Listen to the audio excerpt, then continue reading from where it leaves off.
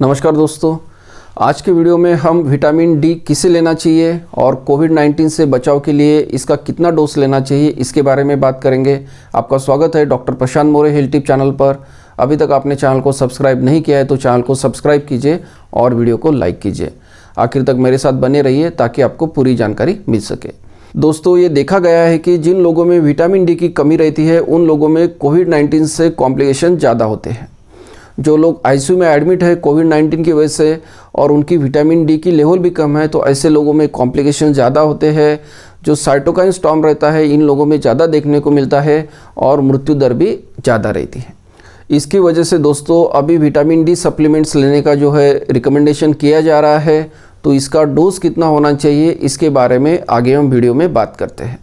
तो इसके पहले हम अगला पॉइंट लेते हैं, क्या विटामिन डी हमारी इम्यूनिटी को मजबूत करता है, बूस्ट करता है? अगर हम विटामिन डी सप्लीमेंट्स लेते हैं तो क्या हमें कोरोना वायरस इन्फेक्शन होने का खतरा कम हो जाता है?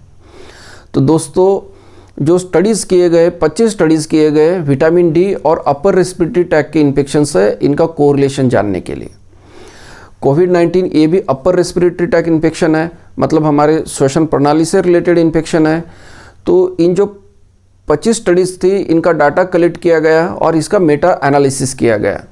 ये लगभग 10,000 लोगों पे ट्रायल्स किए गए थे। कुछ लोगों को विटामिन डी दिया गया था और कुछ लोगों को साल्ट की टैबलेट दी गई थी। तो जिन लोगों को विटामिन डी मिला था उन लोगों में 70% जो है अपर रेस्पिरेटरी ट्रैक्ट इन्फेक्शंस कम हुए। तो इन लोगों में जो श्वसन प्रणाली से संबंधित इन्फेक्शंस थे upper respiratory tract plus lower respiratory tract ये कम हो गए। तो दोस्तों अभी कोविड-19 भी ये upper respiratory tract and lower respiratory tract infection है। तो हम ये कोरिलेट कर सकते हैं कि अगर हमारे बॉडी में एडिक्वेट मात्रा रहेगी विटामिन डी की तो कोविड-19 इन्फेक्शन का खतरा कम रहेगा।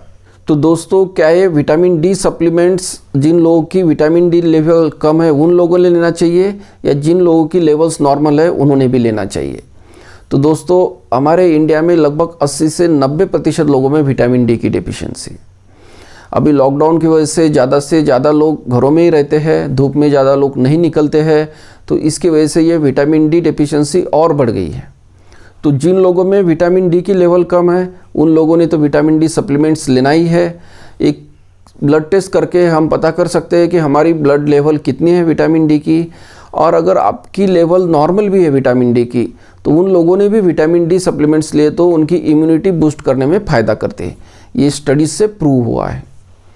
तो दोस्तों ये जो विटामिन डी है ये इसकी लेवल हम बॉडी में कैसे बढ़ा सकते हैं? तो सबसे आसान तरीका है कि आपको सनलाइट में बैठना है। क्या होता है, सनलाइट एक्सपोजर जब होता है तब हमारे स्किन में ये विटामिन डी बनता है। तो दोस्तों आपको सवेरे 8 बजे से दोपहर के 2 बजे के बीच में आधा घंटा धूप में बैठना है।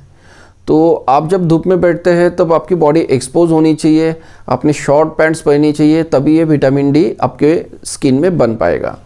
लेकिन अभी क्या होता है कि इतना एक्सपोजर नहीं मिल पाता है, इसकी वजह से विटामिन डी की सप्लीमेंट्स लेने की ज़रूरत पड़ती है। दोस्तों डाइट से ये एडिक्वेट मात्रा में नहीं मिलता है, इसकी वजह से इसके सप्लीमेंट्स लेने चाहिए। तो दोस्तों आपको जो विटामिन डी सप्लीमेंट्स लेने हैं तो ये आप कैसे ले सकते हैं? तो आप डेली 1000 से 2000 इंटरनेशनल यूनिट इसका सप्लीमेंट ले सकते हैं। लेकिन डेली टैबलेट लेने पे हमको जान पे आता है तो इसकी वजह से इसका वीकली सप्लीमेंट्स भी आते हैं।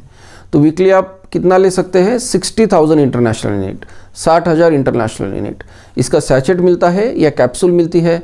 तो आपको हफ्ते में एक सैचेट या एक कैप्सूल खानी है। ऐसे आपको 8 सैचेट या 8 कैप्सूल खानी है। तो 2 महीने तक आपको हर हफ्ते एक दिन आप डिसाइड कर लीजिए और खाना खाने के बाद इसे खाइए।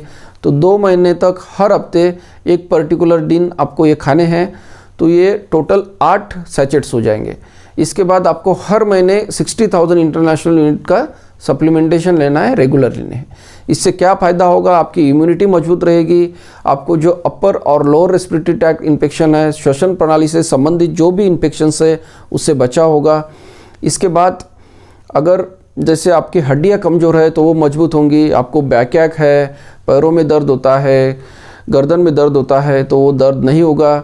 इसके अलावा दोस्तों जो दूसरे इन्फेक्शंस है वायरल बैक्टीरियल उनसे भी आपका बचाव होगा। दोस्तों आपका कोई सुझाव है या सवाल है तो आप कमेंट बॉक्स में लिखना न भूलें। धन्यवाद। अगर आपने यह वीडियो यहाँ तक देखा है तो वीडियो को लाइक और शेयर कीजिए ताकि मुझे और ऐसे वीडियोस बनाने के लिए मोटिवेशन मिलता रहे। और चैनल डॉक्टर मोरेज हेल्थ टिप्स को सब्सक्राइब कीजिए, वीडियो को शेयर कीजिए और बेल आइकॉन पर क्लिक करके ऑल पे सेट करना ना भूलें। धन्यवाद।